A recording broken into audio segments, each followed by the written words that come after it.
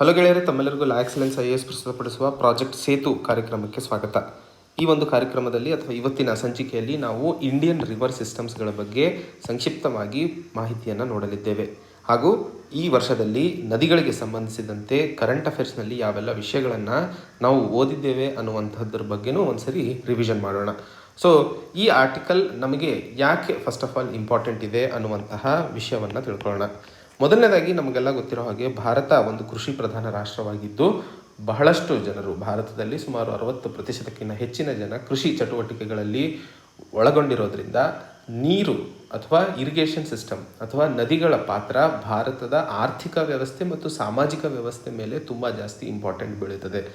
ಹಾಗೆ ತಾವು ಜನರಲ್ ಆಗಿ ನೋಡಿದಾಗ ಎಲ್ಲೆಲ್ಲಿ ನದಿಗಳು ಹರಿತಾವೋ ಅಥವಾ ಎಲ್ಲೆಲ್ಲೋ ಇರಿಗೇಷನ್ ಫೆಸಿಲಿಟೀಸ್ನ ಡೆವಲಪ್ ಮಾಡಲಾಗಿದೆ ಸರ್ಕಾರದ ಕಡೆಯಿಂದ ಅಥವಾ ಎಲ್ಲೆಲ್ಲಿ ನೀರಿನ ವ್ಯವಸ್ಥೆ ಇದೆಯೋ ಅಲ್ಲಿ ಭೂಮಿ ಜಾಸ್ತಿ ಫಲವತ್ತಾಗಿರೋದ್ರಿಂದ ಅಥವಾ ಕೃಷಿ ಚಟುವಟಿಕೆಗಳಿಗೆ ಜಾಸ್ತಿ ಅನುಕೂಲವಿರೋದ್ರಿಂದ ಅಲ್ಲಿ ಸಾಮಾಜಿಕ ಬೆಳವಣಿಗೆಯೂ ತುಂಬ ಜಾಸ್ತಿ ಚೆನ್ನಾಗಿರುತ್ತದೆ ಅನ್ನುವಂತಹ ಸಂದರ್ಭಗಳನ್ನು ನಾವು ನೋಡಿದ್ವಿ.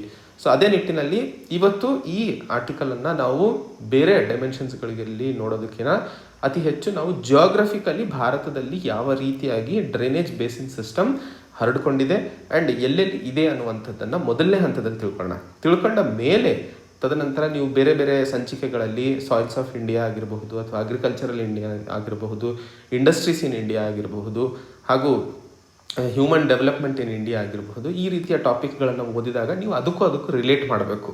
ಯಾವ ರೀತಿಯಲ್ಲಿ ಈ ಒಂದು ನದಿಯ ಸಿಸ್ಟಮ್ ಅಥವಾ ರಿವರ್ ಸಿಸ್ಟಮ್ ಏನಿದೆ ಅದು ಹೇಗೆ ಅನುಕೂಲ ಮಾಡ್ತಾ ಇದೆ, ಯಾವ ರೀತಿ ಆ ಭಾಗಗಳಲ್ಲಿ ಇದರಿಂದಾಗಿ ಡೆವಲಪ್ಮೆಂಟಿಗಾಗಿರಬಹುದು ಅಥವಾ ಜನರಲ್ಲಿ ಅಗ್ರಿಕಲ್ಚರಲ್ ಆ್ಯಕ್ಟಿವಿಟೀಸಿಗೆ ಯಾವ ರೀತಿ ಇದು ಅನುಕೂಲ ಮಾಡಿಕೊಡ್ತಾ ಇದೆ ಅನ್ನುವಂತಹ ವಿಷಯಗಳ ಮೇಲೆ ಇಂಟರ್ ಕನೆಕ್ಷನ್ ಮಾಡುವಂತಹ ಜ್ಞಾನವನ್ನು ನೀವು ಬೆಳೆಸ್ಕೊಳ್ಳುವಂಥದ್ದು ಬಹುಮುಖ್ಯವಾಗಿರುವಂಥದ್ದು. ಸೊ ಈ ಎಕ್ಸಾಮಿನೇಷನ್ನಲ್ಲಿ ಯಾಕಂದರೆ UPSCಯಲ್ಲಿ ಬಹುಮುಖ್ಯವಾಗಿ ಯಾವ ಕ್ವಶನ್ಸು ಸಹ ಡೈರೆಕ್ಟಾಗಿರಲ್ಲ. ಯಾಕಂದರೆ ಇದು ಅಕಾಡೆಮಿಕ್ ಎಕ್ಸಾಮ್ ಅಲ್ಲ, ನೀವು ಜೋಗ್ರಫಿ ಕ್ವಶನ್ ಅಂತಂದರೆ ಜೋಗ್ರಫಿಗೆ ಸಂಬಂಧಿಸಿದಂತೆ ಇರಬೇಕು ಅಂತ ಹೇಳಿ. ಸೊ ಯಾವಾಗಲೂ ಇಂಟರ್ ಕನೆಕ್ಷನ್ ಅಥವಾ ಕನೆಕ್ಟಿವಿಟಿ ಅನ್ನುವಂತಹ ಮೈಂಡ್ಸೆಟ್ಟನ್ನು ಬೆಳೆಸ್ಕೊಳ್ಳುವಂಥದ್ದು ಬಹುಮುಖ್ಯವಾಗಿರುತ್ತದೆ.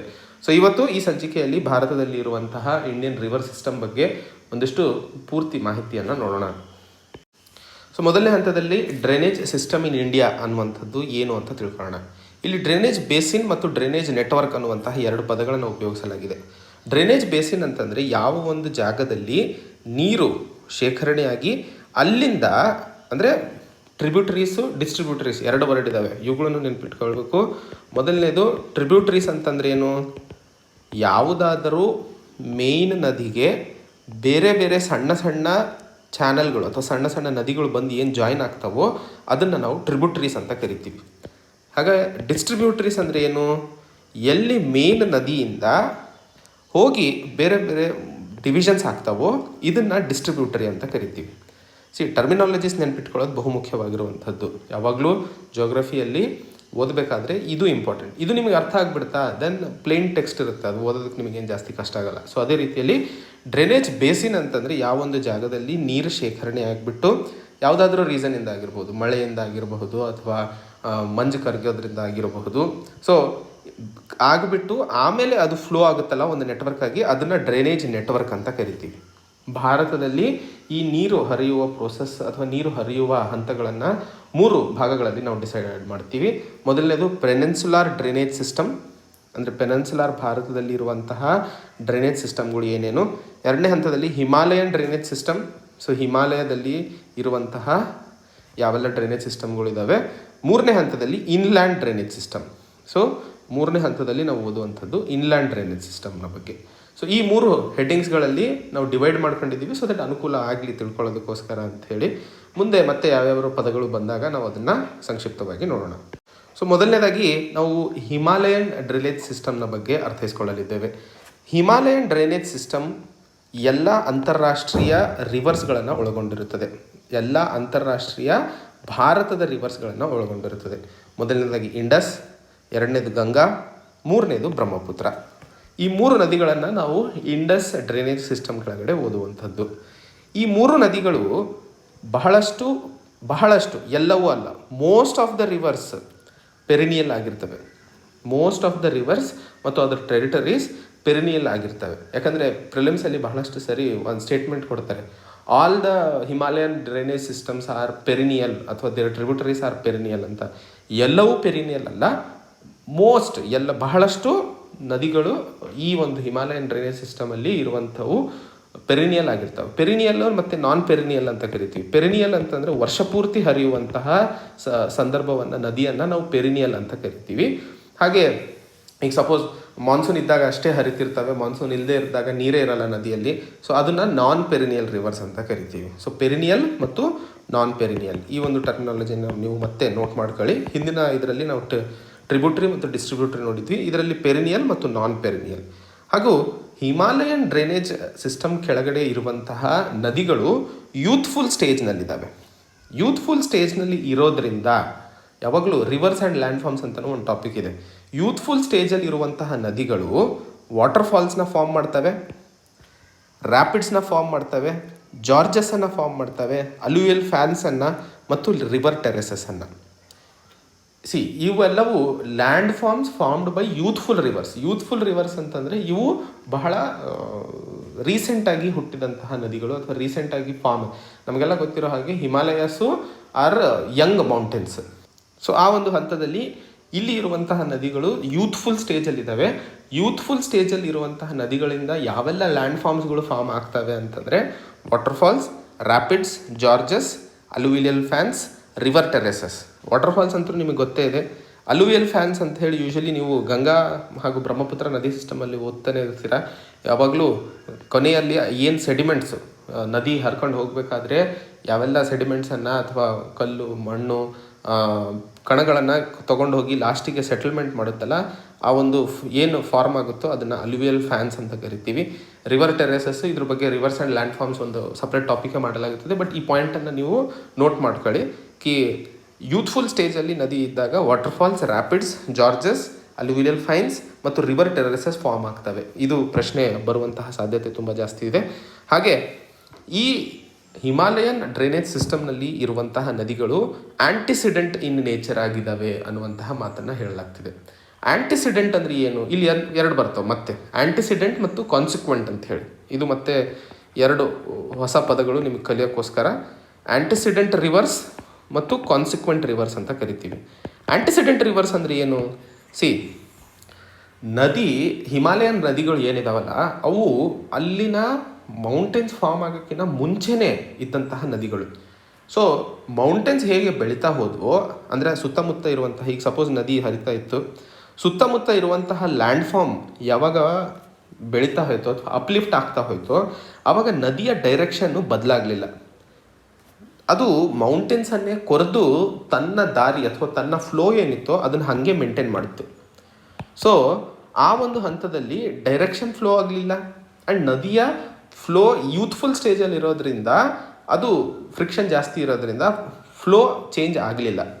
ಆ ನದಿಗಳನ್ನು ನಾವು ಆ್ಯಂಟಿಸಿಡೆಂಟ್ ರಿವರ್ಸ್ ಅಂತ ಕರಿತೀವಿ.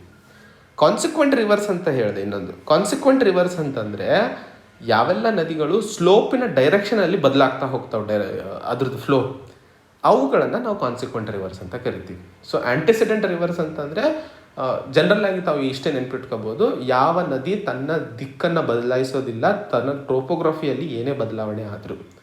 ಬಟ್ ಟೋಪೋಗ್ರಫಿ ಬದಲಾವಣೆಯಿಂದಾಗಿ ನದಿಯ ದಿಕ್ಕು ಮತ್ತು ನದಿಯ ಡೈರೆಕ್ಷನ್ ಫ್ಲೋ ಬದಲಾಗೋದನ್ನು ನಾವು ಕಾನ್ಸಿಕ್ವೆಂಟ್ ರಿವರ್ಸ್ ಅಂತ ಕರಿತೀವಿ. So perennial rivers, non perennial rivers, antecedent rivers, consequent rivers.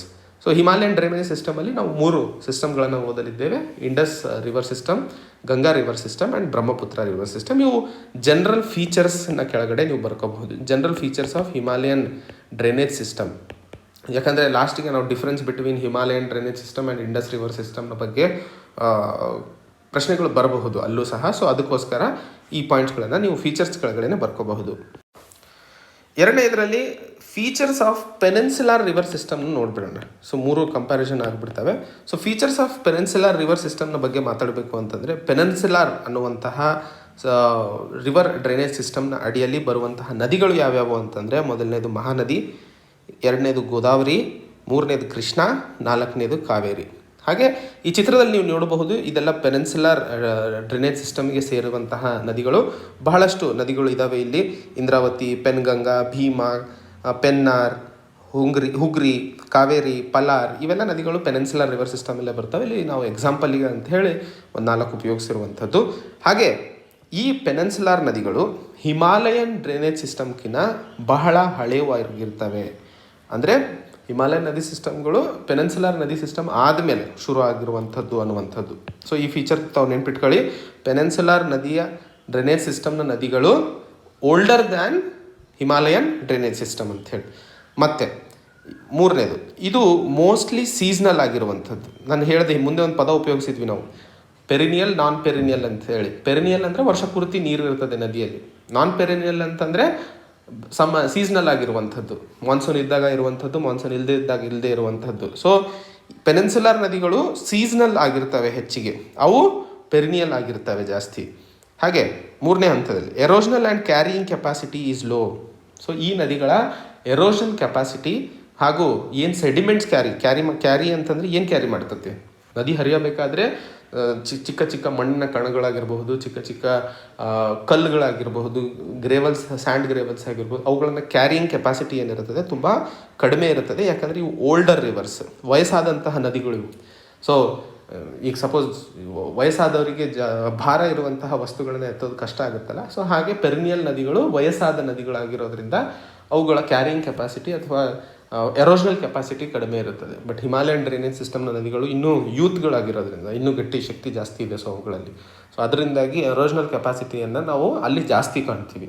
So ಲಾಸ್ಟಿಗೆ ನಾವು ಇದ್ರ ಬಗ್ಗೆ ಮತ್ತೆ ಕನ್ಸಾಲ್ಟೇಟ್ ಮಾಡ್ತೀವಿ. ಈ ಫೀಚರ್ಸ್ಗಳನ್ನು ತಾವು ಮರ್ಯಾದೆ ಬರ್ಕೊಳ್ಳಿ. ಮೂರನೇದು ಹೆಡ್ಡಿಂಗಲ್ಲಿ inland drainage system. So inland drainage ಸಿಸ್ಟಮ್ನ ಫೀಚರ್ಸ್ ಇವು. ಇನ್ಲ್ಯಾಂಡ್ ಡ್ರೈನೇಜ್ ಸಿಸ್ಟಮ್ನ ಅಡಿಯಲ್ಲಿ ನಾವು ಏನೇನು ಕಾಣ್ತೀವಿ, ಯಾವೆಲ್ಲ ನದಿಗಳು ಕೆಲವೊಂದು ಸಮುದ್ರಕ್ಕೆ ಹೋಗಿ ಸೇರೋದಿಲ್ವೋ, ಸಮುದ್ರಕ್ಕೆ ಹೋಗಿ ಸೇರದೇ ಇರುವಂತಹ ನದಿಗಳನ್ನು ನಾವು ಇನ್ಲ್ಯಾಂಡ್ ಡ್ರೈನೇಜ್ ಸಿಸ್ಟಮ್ ಅಂತ ಕರಿತೀವಿ. ತಮಗೆಲ್ಲ ಗೊತ್ತಿರೋ ಹಾಗೆ ಈ ಇಂಡಸ್ ಆಗಿರ್ಬೋದು, ಗಂಗಾ ಆಗಿರ್ಬೋದು, ಬ್ರಹ್ಮಪುತ್ರ ಆಗಿರ್ಬೋದು, ಇವೆಲ್ಲ ಹೋಗಿ ಸಮುದ್ರದಲ್ಲಿ ಸೇರ್ಕೋತವೆ.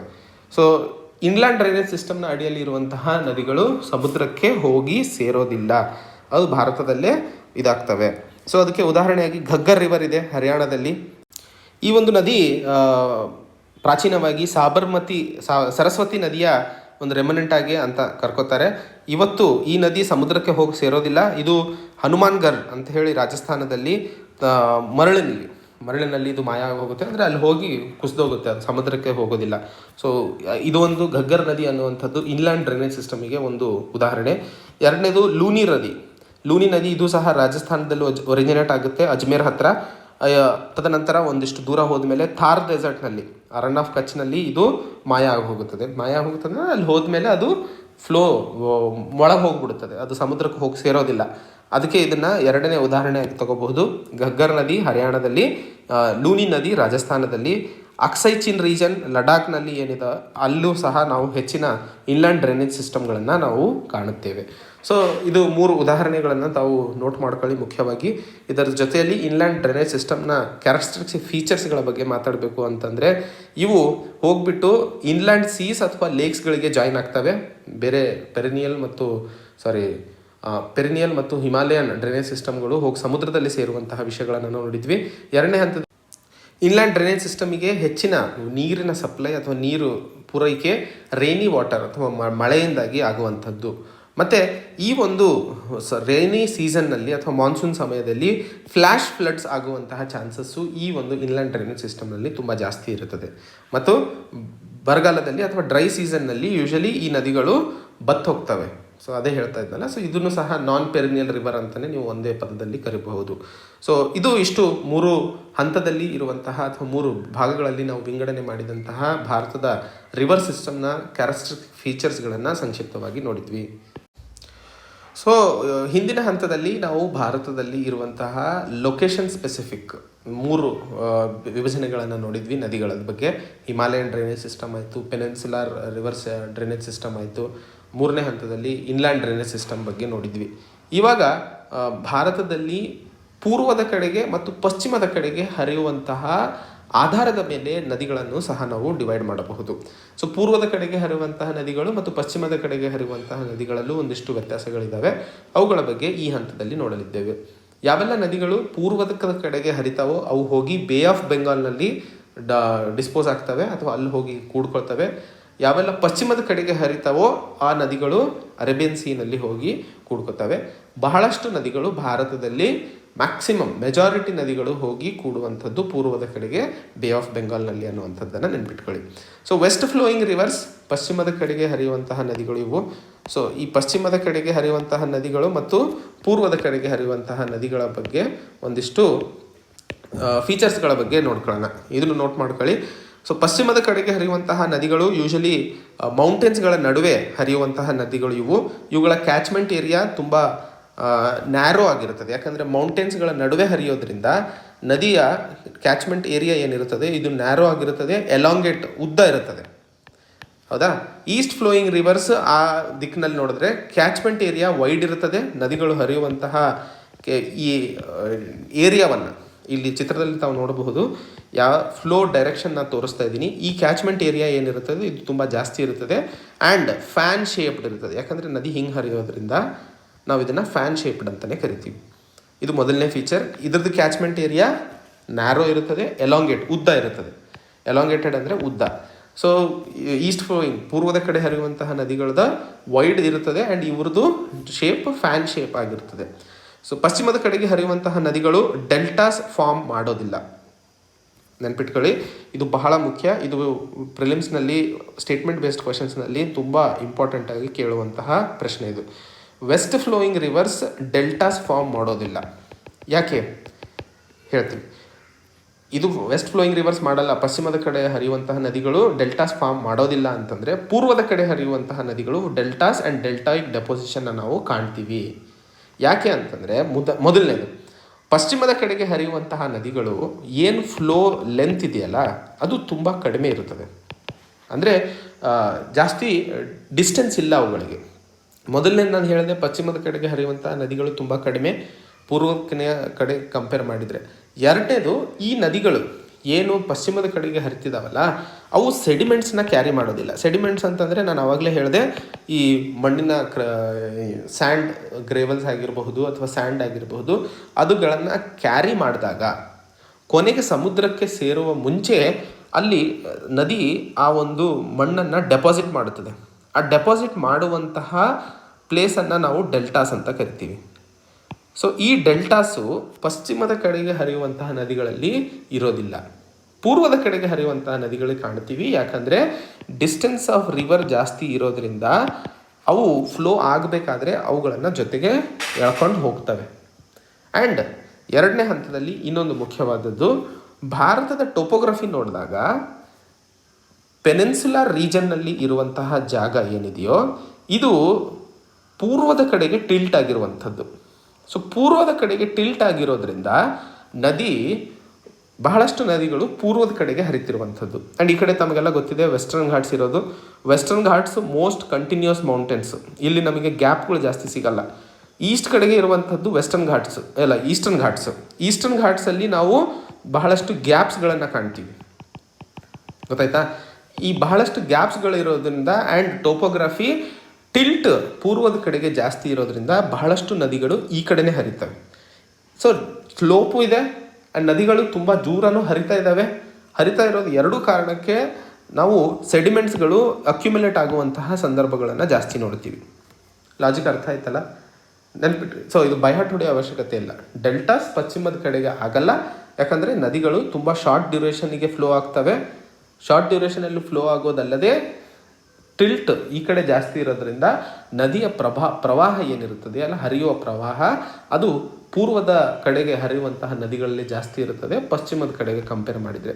ಸೊ ಅದಕ್ಕೋಸ್ಕರ ಒಟ್ಟಾರೆ ಜಿಯೋಗ್ರಫಿಕಲಿ ಪಶ್ಚಿಮದ ಕಡೆಗೆ ಹರಿಯುವಂತಹ ನದಿಗಳು ಅದಕ್ಕೆ ಎರಡೇ ಇದಾವೆ, ನರ್ಮದಾ ಮತ್ತು ತಾಪಿ. ಅದನ್ನು ಹೇಳ್ತೀನಿ. ಸೊ ನರ್ಮದಾ ಮತ್ತು ತಾಪಿ ಅಂತಲೇ ತಾವು ಬರ್ಕೋಬಹುದು. ಈ ನರ್ಮದಾ ಮತ್ತು ತಾಪಿ ಎರಡು ನದಿಗಳು ಮಾತ್ರ ಪಶ್ಚಿಮದ ಕಡೆಗೆ ಹರಿಯುವಂಥವು. ಸೊ ಈ ಎರಡು ನದಿಗಳು ಡೆಲ್ಟಾಸ್ ಫಾರ್ಮ್ ಮಾಡೋದಿಲ್ಲ. ಉಳಿದಂತಹ ಎಲ್ಲ ನದಿಗಳು, ಮೇಜರ್ ನದಿಗಳು ಯಾವೆಲ್ಲ ಪೂರ್ವದ ಕಡೆಗೆ ಹರಿತಾವೋ ಅವು ಡೆಲ್ಟಾಸ್ ಫಾರ್ಮ್ ಮಾಡ್ತವೆ ಮತ್ತು ಡೆಲ್ಟಾಯಿಕ್ ಡೆಪೋಸಿಷನನ್ನು ನಾವು ಕಾಣ್ತೀವಿ. ಎರಡನೇದು ಮುಂದಿನ ಫೀಚರ್, ಪಶ್ಚಿಮದ ಕಡೆಗೆ ಹರಿಯುವಂತಹ ನದಿಗಳಲ್ಲಿ ನಾವು ವಾಟರ್ ಫಾಲ್ಸನ್ನು ಕಾಣ್ತೀವಿ. ಯಾಕೆ ವಾಟರ್ ಫಾಲ್ಸ್ ಕಾಣ್ತೀವಿ? ಯಾಕೆ ಅಂದರೆ ಹೇಳಿದೆ, ಇದು ಕಂಟಿನ್ಯೂಸ್ ಮೌಂಟೇನ್ಸ್ ಆಗಿರೋದ್ರಿಂದ ಈ ನದಿಗಳು ಈ ಮೌಂಟೇನ್ಸನ್ನು ಫ್ಲೋ ಮಾಡ್ಕೊಂಡು ಅಥವಾ ಪಾರ್ ಮಾಡ್ಕೊಂಡು ಹೋಗಬೇಕಾದ್ರೆ ನಾವು ಒಂದಿಷ್ಟು ವಾಟರ್ ಫಾಲ್ಸನ್ನು ಕಾಣ್ತೀವಿ. ಪಸ್ ಪೂರ್ವದ ಕಡೆಗೆ ಹರಿಯುವಂತಹ ನದಿಗಳಲ್ಲಿ ನಾವು ಯೂಶಲಿ ವಾಟರ್ಫಾಲ್ಸನ್ನು ಕಾಣೋದಿಲ್ಲ. ನೆಕ್ಸ್ಟ್ ಹೇಳಿದೆ, ಸೆಡಿಮೆಂಟ್ಸನ್ನು ಇವು ಕಡಿಮೆ ಕ್ಯಾರಿ ಮಾಡ್ತವೆ, ಇವು ಜಾಸ್ತಿ ಕ್ಯಾರಿ ಮಾಡ್ತವೆ. ಅದಕ್ಕೋಸ್ಕರನೇ ಡೆಲ್ಟಾಸ್ ಫಾರ್ಮ್ ಆಗೋದು. ಪಶ್ಚಿಮದ ಕಡೆಗೆ ಹರಿಯುವಂತಹ ನದಿಗಳಲ್ಲಿ ನಾವು ಡೆಲ್ಟಾಸ್ ಫಾರ್ಮೇಷನ್ ನೋಡೋದಿಲ್ಲ, ಪೂರ್ವದ ಕಡೆಗೆ ಹರಿಯುವಂತಹ ನದಿಗಳಲ್ಲಿ ನಾವು ಡೆಲ್ಟಾಸ್ ಫಾರ್ಮೇಷನನ್ನು ಕಾಣ್ತೀವಿ. ಸೊ ಅದಕ್ಕೆ ಈ ಒಂದು ಎಕ್ಸ್ಪ್ಲನೇಷನನ್ನು ನಾನು ಹಿಂದಿನ ಒಂದು ಪಾಯಿಂಟಲ್ಲೇ ಕೊಟ್ಟಿದ್ದೆ. ಸೊ ಈ ಫೀಚರ್ಸ್ ತಾವು ಪೂರ್ವದ ಕಡೆಗೆ ಹರಿಯುವಂತಹ ನದಿಗಳು ಮತ್ತು ಪಶ್ಚಿಮದ ಕಡೆಗೆ ಹರಿಯುವಂತಹ ನದಿಗಳಲ್ಲಿ ಈ 4 ಪಾಯಿಂಟ್ಸ್ಗಳನ್ನು ತಾವು ನೆನ್ಪಿಟ್ಕೋಬೇಕು. ಸೊ ಇಂದಿನ ಸ್ಲೈಡ್ಸ್ಗಳಲ್ಲಿ ನಾವು ಇದುವರೆಗೂ ಭಾರತದಲ್ಲಿ ಇರುವಂತಹ ರಿವರ್ ಸಿಸ್ಟಮ್ನಲ್ಲಿ ಯಾವೆಲ್ಲ ವಿಭಜನೆಗಳನ್ನು ಮತ್ತು ಕ್ಯಾರೆಕ್ಟರಿಸ್ಟಿಕ್ಸ್ಗಳನ್ನು ನೋಡಿದ್ವಿ. ಮೊದಲನೇ ಹಂತದಲ್ಲಿ Himalayan river system, perennial river system ಮತ್ತು ಇನ್ಲ್ಯಾಂಡ್ ಡ್ರೈನೇಜ್ ಸಿಸ್ಟಮ್ನ ಬಗ್ಗೆ ನೋಡಿದ್ವಿ. ಅದಕ್ಕೆ ಸಂಬಂಧಿಸಿದಂತಹ ಉದಾಹರಣೆಗಳು ಮತ್ತು ಪಶ್ಚಿಮಕ್ಕೆ ಹರಿಯುವಂತಹ ನದಿಗಳು ಮತ್ತು ಪೂರ್ವಕ್ಕೆ ಹರಿಯುವಂತಹ ನದಿಗಳಲ್ಲಿ ಇರುವಂತಹ ವ್ಯತ್ಯಾಸಗಳನ್ನು ನೋಡಿದ್ವಿ. ಈಗ ಹಿಮಾಲಯನ್ ರಿವರ್ ಸಿಸ್ಟಮ್ ಅಥವಾ ಹಿಮಾಲಯನ್ ಡ್ರೈನೇಜ್ ಸಿಸ್ಟಮ್ನ ಅಡಿಯಲ್ಲಿ ಬರುವಂತಹ ನದಿಗಳ ಬಗ್ಗೆ ನಾವು ಸಂಕ್ಷಿಪ್ತವಾಗಿ ನೋಡಲಿದ್ದೇವೆ. ಸೊ ಮೊದಲನೇ ರಿವರ್ ಸಿಸ್ಟಮ್ ಇಲ್ಲಿ ನಾವು ಹಿಂದೆ ಹೇಳಿದ್ದೆ Indus river system. So Indus river ಸಿಸ್ಟಮ್ನ ಬಗ್ಗೆ ಮಾತಾಡಲಿದ್ದೇವೆ. ಇಂಡಸ್ ರಿವರ್ ಸಿಸ್ಟಮ್ ಅಥವಾ ಇಂಡಸನ್ನು ಸಿಂಧು ಅಂತಲೂ ಕರೆಯಲಾಗುತ್ತದೆ. ಇದು ಪ್ರಪಂಚದಲ್ಲೇ ಅತಿ ದೊಡ್ಡ ಲಾರ್ಜೆಸ್ಟ್ ರಿವರ್ ಬೇಸಿನನ್ನು ಹೊಂದಿರುವಂಥದ್ದು. ಇದರ ಏರಿಯಾ 11,65,000 ಸ್ಕ್ವೇರ್ ಕಿಲೋಮೀಟರ್ಸ್ಗಳು. ಈ ಒಂದು ಸಿಂಧು ನದಿ ಅಥವಾ ಇಂಡಸ್ ನದಿಯು ಲಡಾಖ್ ರೇಂಜನ್ನು ಕಟ್ ಮಾಡ್ಕೊಂಡು, ಏನು ರೇಂಜ್ ಲಡಾಖ್ ರೇಂಜ್ ಇದೆಯೋ ಅದನ್ನು ಕಟ್ ಮಾಡ್ಕೊಂಡು ಒಂದು ಜಾರ್ಜನ್ನು ಗಿಲ್ಗಿಟ್ ಜಮ್ಮು ಕಾಶ್ಮೀರ್ನಲ್ಲಿ ಫಾರ್ಮ್ ಮಾಡುತ್ತದೆ. ಈ ಜಾರ್ಜ್ ಅಂತಂದರೆ ಏನು ಅನ್ನುವಂಥದ್ದು ಪ್ರಶ್ನೆ ಕೇಳಿದ್ದೇನೆ. ಅಂದರೆ ಹಿಂದಿನ ಇದರಲ್ಲಿ ನೋಡಿದ್ವಿ, gorges are the landforms formed by youthful rivers. So ನಮಗೆಲ್ಲ ಗೊತ್ತಿರೋ ಹಾಗೆ ಹಿಮಾಲಯನ್ ರಿವರ್ಸ್ ಎಲ್ಲವೂ ಯೂತ್ಫುಲ್ ರಿವರ್ಸ್ ಆಗಿರುವಂಥವು. ಸೊ ಅವು ಜಾರ್ಜನ್ನು ಫಾರ್ಮ್ ಮಾಡ್ತವೆ. ಜಾರ್ಜ್ ಅಂದ್ರೇನು? 2 ಮೌಂಟೇನ್ಸ್ಗಳ ನಡುವೆ ಹರಿಯುವಂತಹ ನದಿಯನ್ನು ಅಥವಾ 2 ಮೌಂಟೇನ್ಸ್ಗಳನ್ನು ಕಟ್ ಮಾಡಿ ಹರಿಯುವಂತಹ ನದಿಯನ್ನು ನಾವು ಜಾರ್ಜ್ ಫಾರ್ಮೇಷನ್ ಅಂತಲೇ ಕರಿತೀವಿ. ಸೊ ಗಿಲ್ಗಿಟ್ ಅನ್ನುವಂತಹ ಜಾಗದ ಹತ್ರ ಈ ಒಂದು ಇಂಡಸ್ ನದಿಯು ಜಾರ್ಜ್ ಫಾರ್ಮೇಷನನ್ನು ಮಾಡುತ್ತದೆ.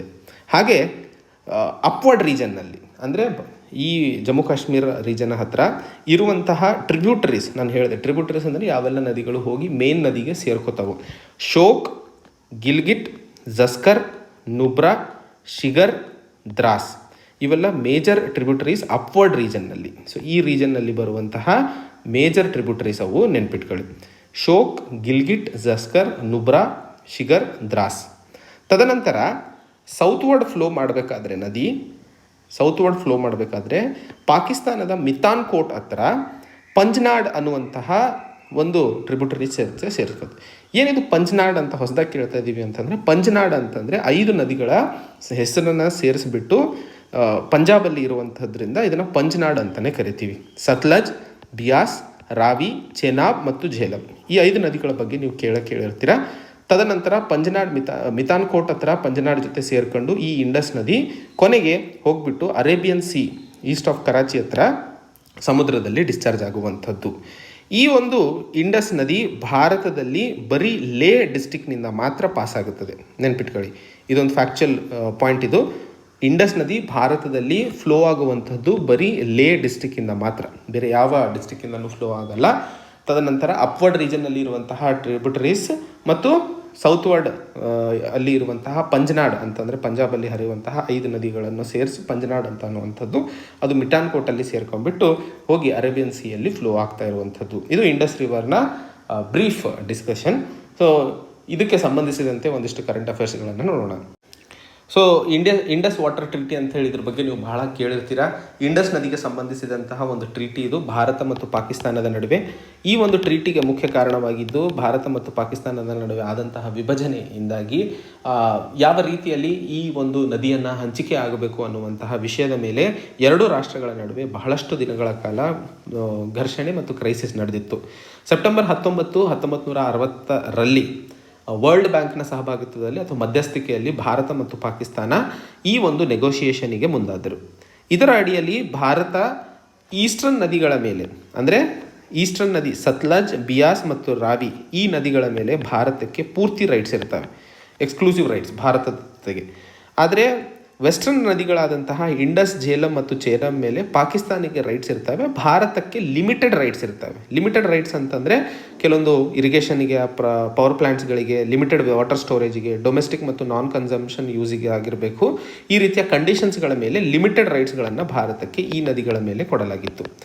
ಈ ಒಂದು ಟ್ರೀಟಿಯಿಂದಾಗಿ ಪಾಕಿಸ್ತಾನಕ್ಕೆ ಆದಂತಹ ಲಾಭ ಏನಪ್ಪ ಅಂತಂದರೆ 62 ಮಿಲಿಯನ್ ಯೂರೋಸ್ಗಳ ಕಂಪನ್ಸೇಷನನ್ನು ಪಾಕಿಸ್ತಾನಕ್ಕೆ ಕೆನಾಲ್ಸ್ ಮತ್ತು ಒಂದಿಷ್ಟು ಇರಿಗೇಷನ್ ಫೆಸಿಲಿಟೀಸ್ಗಳನ್ನು ಈಸ್ಟರ್ನ್ ನದಿಗಳ ಮೇಲೆ, ಚೆನಾಬ್, ಝೇಲಂ ಮತ್ತು ಇಂಡಸ್ ಈ ನದಿಗಳ ಮೇಲೆ ಇರಿಗೇಷನ್ ಫೆಸಿಲಿಟೀಸನ್ನು ಕನ್ಸ್ಟ್ರಕ್ಟ್ ಮಾಡ್ಕೊಳ್ಳೋದಕ್ಕೋಸ್ಕರ ಫೈನಾನ್ಷಿಯಲ್ ಅಸಿಸ್ಟೆನ್ಸನ್ನು ಕೊಡಲಾಯಿತು. ಅದರಿಂದಾಗಿ ಪಾಕಿಸ್ತಾನ ಇವತ್ತು ಪ್ರಪಂಚದಲ್ಲೇ ಅತಿ ದೊಡ್ಡ ಕಂಟೇಜಿಯಸ್ ಇರಿಗೇಷನ್ ಸಿಸ್ಟಮ್ ಅಂದರೆ ಈ ನದಿಗಳನ್ನು ಕನೆಕ್ಟಿವಿಟಿ ಮಾಡ್ಕೊಂಡ್ಬಿಟ್ಟು ಪ್ರಪಂಚದಲ್ಲಿ ಅತಿ ದೊಡ್ಡ ಕಂಟಿಜಿಯಸ್ ರಿವರ್ ಸಿಸ್ಟಮ್, ಇರಿಗೇಷನ್ ಸಿಸ್ಟಮನ್ನು ಹೊಂದಿಕೊಂಡಿದೆ ಅನ್ನುವಂತಹ ವಿಷಯವನ್ನು ಹೇಳಲಾಗ್ತಾ ಇದೆ.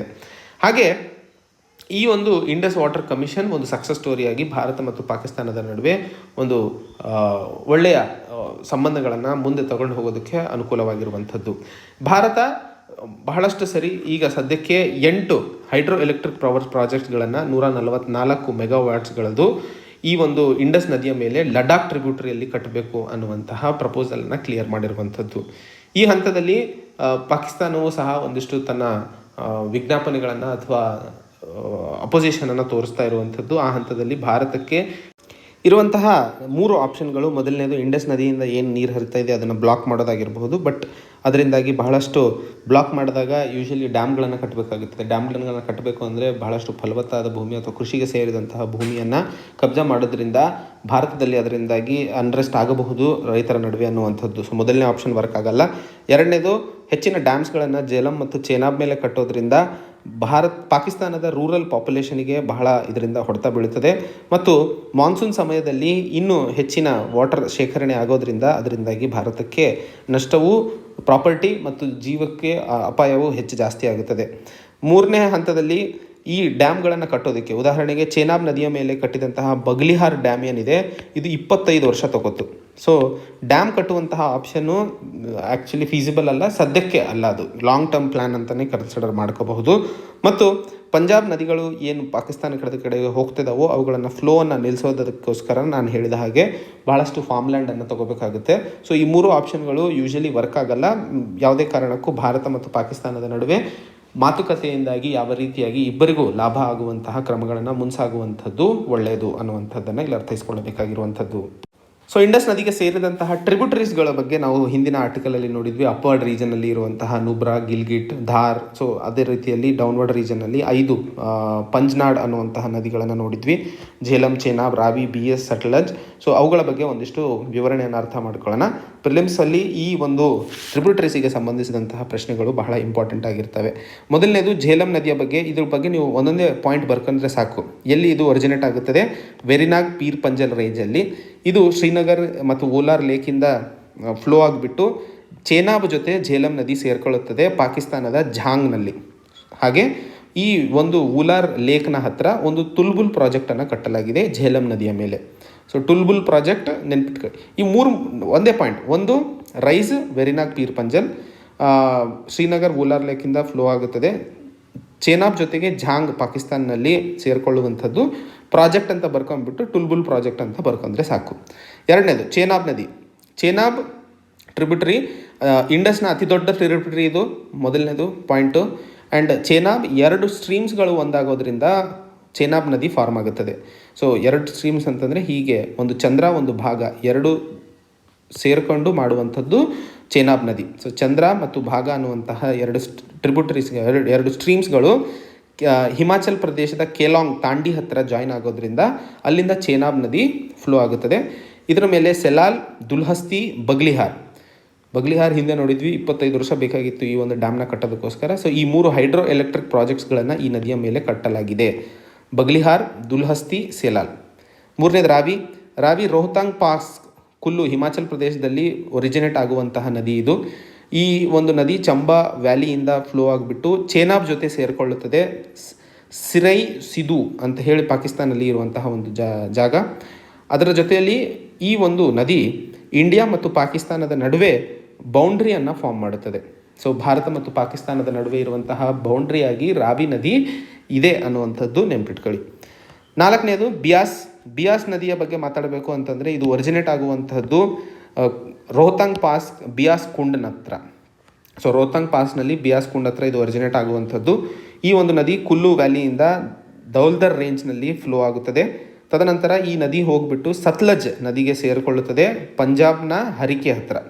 ಸೊ ಈ ಒಂದು ನದಿ ಮಾತ್ರ ಭಾರತದ ಪ್ಲೇನಲ್ಲಿ ಅಥವಾ ಭಾರತದಲ್ಲೇ ಹರಿಯುವಂತಹ ನದಿ ಇದು ಬಿಯಾಸ್ ಅನ್ನುವಂಥದ್ದು. Only river that lies entirely in India. So ಈ ಒಂದು ನದಿ ಭಾರತದಲ್ಲೇ ಇರುವಂಥದ್ದು. ಸೊ ಈ ಥರ ಏನು ಎಕ್ಸ್ಕ್ಲೂಸಿವ್ ಫ್ಯಾಕ್ಟ್ಸ್ ಇರ್ತಾವಲ್ಲ, ಇದನ್ನು ನೀವು ನೆನ್ಪಿಟ್ಕೋಬೇಕು, ಇದು ಬಹಳ ಇಂಪಾರ್ಟೆಂಟ್. ಹಾಗೆ ಹಿಂದೆ ಮೇಲ್ಗಡೆ ನಾವು ನೋಡಿದ್ವಿ, ರಾವಿ ಭಾರತ ಮತ್ತು ಪಾಕಿಸ್ತಾನದ ನಡುವೆ ಬೌಂಡ್ರಿಯನ್ನು ಫಾರ್ಮ್ ಮಾಡುತ್ತದೆ. ತದನಂತರ ಹಿಂದೆ ಇದ್ದಂತಹ ಚೆನಾಬ್ ನದಿಯ ಬಗ್ಗೆ ಒಂದು ಫ್ಯಾಕ್ಟ್ ಇತ್ತು. ಈ ಒಂದು ನದಿಯ ಪ್ರಾಜೆಕ್ಟ್ ಯಾವುದು, ಟುಲ್ಹುಲ್ ಪ್ರಾಜೆಕ್ಟ್ ಅನ್ನುವಂಥದ್ದು ಝೇಲಂ ನದಿಯ ಮೇಲೆ. ಸೊ ಆ ರೀತಿಯಾಗಿ ಫ್ಯಾಕ್ಟ್ಸ್ಗಳನ್ನು ನೆನ್ಪಿಟ್ಕೊಳ್ಳೋದು ಬಹಳ ಇಂಪಾರ್ಟೆಂಟ್. ಸೊ ಈ 4ನೇದು ಸತ್ಲಜ್ ನದಿ, ಇದು ಮಾನಸ ಸರೋವರ್ ತಿಬ್ಬತ್ನಲ್ಲಿ ರಕ್ಕಾಸ್ ಲೇಕ್ ಹತ್ರ ಹುಟ್ಟುವಂಥದ್ದು. ಈ ಒಂದು ನದಿ Shipki La pass Himalayan range through pass ಆಗಿಬಿಟ್ಟು ಬಕ್ರಾನಾಗಲ್ ಕ್ಯಾನಲನ್ನು ಇದು ಫೀಡ್ ಮಾಡುತ್ತದೆ. ಅಂದರೆ ಬಕ್ರಾನಾಗಲ್ ಕ್ಯಾನಲ್ಗೆ ಈ ನೀರು ಹೋಗಿ ಸೇರಿಕೊಳ್ಳುತ್ತದೆ. ಕೊನೆಯದು ಶೋಕ್ ರಿವರ್ನ ಬಗ್ಗೆ ನೋಡಿದ್ವಿ. ಶೋಕ್ ರಿವರ್ನ ರಿವರ್ ಆಫ್ ಡೆತ್ ಅಂತಲೂ ಕರೀತಾರೆ. ಈ ಒಂದು ಪಾಯಿಂಟ್ ನೆನ್ಪಿಟ್ಕೊಳ್ಳಿ, ಶೋಕ್ ರಿವರ್ ಆಫ್ ಡೆತ್. ಈ ಒಂದು ನದಿ ಇಂಡಸ್ ರಿವರ್ನ ಟ್ರಿಬ್ಯೂಟರಿ ಆಗಿದ್ದು ನಾರ್ದರ್ನ್ ಲಡಾಖ್ ಮತ್ತು ಈಸ್ಟರ್ನ್ ಗಿಲ್ಗಿಟ್ ಬಲ್ತಿಸ್ತಾನ್ ರೀಜನ್ನಲ್ಲಿ ಫ್ಲೋ ಆಗುವಂಥದ್ದು. ನುಬ್ರಾ ಮತ್ತು ಗಲ್ವಾನ್ ಈ ಒಂದು ನದಿಯ ಮುಖ್ಯ ಟ್ರಿಬ್ಯೂಟರಿಗಳಾಗಿರುವಂಥದ್ದು. ಶೋಕ್ ನದಿಯ ಟ್ರಿಬ್ಯೂಟರಿಗಳು ನುಬ್ರಾ ಮತ್ತು ಗಲ್ವಾನ್ ಅನ್ನುವಂಥದ್ದು ನೆನ್ಪಿಟ್ಕೊಳ್ಳಿ. ಸೊ ಹಿಂದಿನ ಆರ್ಟಿಕಲಲ್ಲಿ ನೋಡಿದ್ವಿ, ಶೋಕ್ ನದಿಯನ್ನು ರಿವರ್ ಆಫ್ ಡೆತ್ ಅಂತಲೇ ಕರೀತಾರೆ. ಇದನ್ನು ನೆನ್ಪಿಟ್ಕೊಳ್ಳಿ, ರಿವರ್ ಆಫ್ ಡೆತ್. ಸೊ ಈ ಒಂದು ನದಿ ರಿಮೋ ಗ್ಲೇಷಿಯರ್ ಇದು ಸಿಯಾಚಿನ್ ಗ್ಲೇಷಿಯರ್ ಹತ್ತಿರ ಇರುವಂತಹ ಒಂದು ಗ್ಲೇಷಿಯರಿಂದ ಉಗಮವಾಗುವಂಥದ್ದು ಈ ಒಂದು ಶೋಕ್ ನದಿ ಅನ್ನುವಂಥದ್ದನ್ನು ನೆನ್ಪಿಟ್ಕೊಳ್ಳಿ. ಬೇರೆ ಫ್ಯಾಕ್ಟ್ಸ್ ಅವಶ್ಯಕತೆ ಇಲ್ಲ. ಸೊ ಇದು ಮೊದಲನೇ ಹಂತದಲ್ಲಿ ನಾವು ಹಿಮಾಲಯನ್ ರಿವರ್ ಬೇಸಿನ್ ಸಿಸ್ಟಮ್ನಲ್ಲಿ ನೋಡಿದಂತಹ ಇಂಡಸ್ ನದಿಯ ಬಗ್ಗೆ. ಮುಂದಿನ ಹಂತದಲ್ಲಿ 2ನೇ ಪಾರ್ಟ್ನಲ್ಲಿ ನಾವು ಗಂಗಾ ನದಿ ಸಿಸ್ಟಮು ಮತ್ತು ಪೆನಿನ್ಸುಲರ್ ರಿವರ್ಸ್ ಮತ್ತು ಇನ್ಲ್ಯಾಂಡ್ ರಿವರ್ ಸಿಸ್ಟಮ್ಸ್ಗಳ ಬಗ್ಗೆಯೂ ನೋಡಲಿದ್ದೇವೆ. ಸೊ ಇದು ಇವತ್ತಿನ ಸಂಚಿಕೆಯ ಮೊದಲನೇ ಹಂತದ ವಿಡಿಯೋ ಆಗಿರುವಂಥದ್ದು. ಮತ್ತೆ ಭೇಟಿಯಾಗೋಣ. ಅಲ್ಲಿಯವರೆಗೆ ಜೈ ಹಿಂದ್, ಜೈ ಕರ್ನಾಟಕ.